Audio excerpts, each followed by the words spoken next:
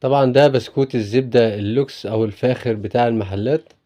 طبعا زي ما انتم شايفين الجمال، يعني التسوية، الوش والأرضية والشكل، بسم الله ما شاء الله يعني. طبعا ده داخل المصنع يا جماعة.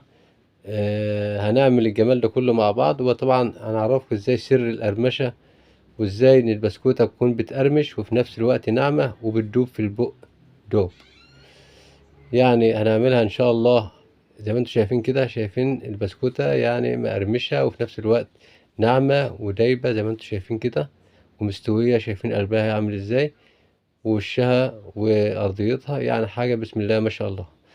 بسم الله الرحمن الرحيم. السلام عليكم ورحمة الله وبركاته. من مطبخ نادر السلمان إن شاء الله هنعمل مع حضراتكم طريقة عمل البسكوت اللوكس الفاخر بتاع المحلات من داخل المصنع مباشر بإذن الله. هنعمل مع بعض إن شاء الله 4 كيلو زبدة. طبعا الزبدة ممكن نيوزيلندي، مع 2 كيلو ونص سكر بودر مطحون يعني. هتضربوا مع بعض داخل المضرب لحد ما يفورم والزبدة تبيض. ومعنا طبعا الدقيق حوالي من 6 كيلو دقيق، عليهم 4 بيكنج باودر. طبعا يا جماعة اللي هي العبوة اللي بنعبي بيها ديت بتاخد، يعني العبوة الواحدة بكيس بيكنج باودر. طبعا ده بيكنج باودر سايب، وديت العبوة بتاعته الواحدة بكيس، يعني 4 بيكنج باودر. ومعايا طبق بيض، ومعايا الفانيليا. طبعا دي فانيليا خام. طبعا الشغل ده داخل المصنع مباشر يا جماعة، عشان كده دايما شغل المصانع بيختلف عن شغل البيوت.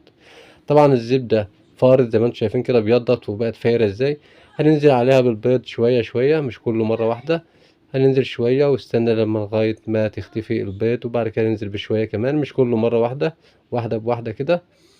طبعا زي ما انتم شايفين الزبدة يعني ضربت ابيضت وفارت ما شاء الله. ده اللي بيخلي البسكوتة يعني هشة، وفي نفس الوقت ماسكة نفسها ودايبة وناعمة وتطلع. ده شغل المحلات يا جماعة من داخل المصنع مباشر.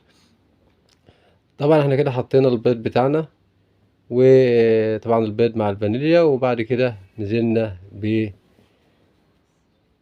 لما خلاص اختفى في العجينة هنبدأ ننزل بالدقيق بتاعنا بالبيكنج باودر، يعني حوالي من 6 كيلو دقيق. هنشغل على البطيء خالص لحد ما الدقيق يعني يربط كده مع العجين كله، يتجانس مع بعضه عشان يبقى بالجمال اللي انتوا شايفينه ده. وطبعا هنوريكم ملمس العجينة زي ما حضراتكم شايفين اهيت، العجينة هشة وناعمة. ده ملمس العجينة بتاعة البسكوت. هنبدأ نجيب الكيس بتاعنا عشان نبدأ نصب. طبعا احنا حبينا ان احنا نعمل مع حضراتكم كمية بس كده عشان نصورها. زي ما حضراتكم شايفين كده ده الكيس بتاعنا. هنبدأ نعبي، البلبلة بتاعة الكيس مقاس 16 عشان نبدأ نصب زي ما حضراتكم شايفين كده.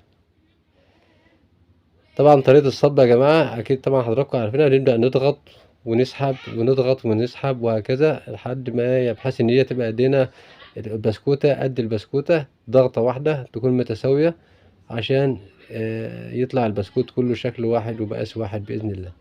زي ما حضراتكم شايفين كده هنبدأ نصب البسكوت. هنصب الكمية كلها بتاعتنا، وإن شاء الله هندخلها تستوي على درجة حرارة بطيئة مش عالية، حوالي من 140 يا جماعة أو 150. بتاخد حوالي من حوالي نص ساعة زي ما حضراتكم شايفين كده، عشان يطلع معانا الجمال اللي انتوا شايفينه ده. ده البسكوت الزبدة من داخل المصنع مباشر بدون أي اختراعات ولا أي شيء. ده شغل المصانع يا جماعة وشغل المحلات اللوكس. يعني مش عايزين بقى اي اختراعات ولا اي حاجه. في ناس ممكن تحط بقى حاجات زي تانج، عصير تانج بودره، وممكن يحط حليب بودره وحاجات كتير كده.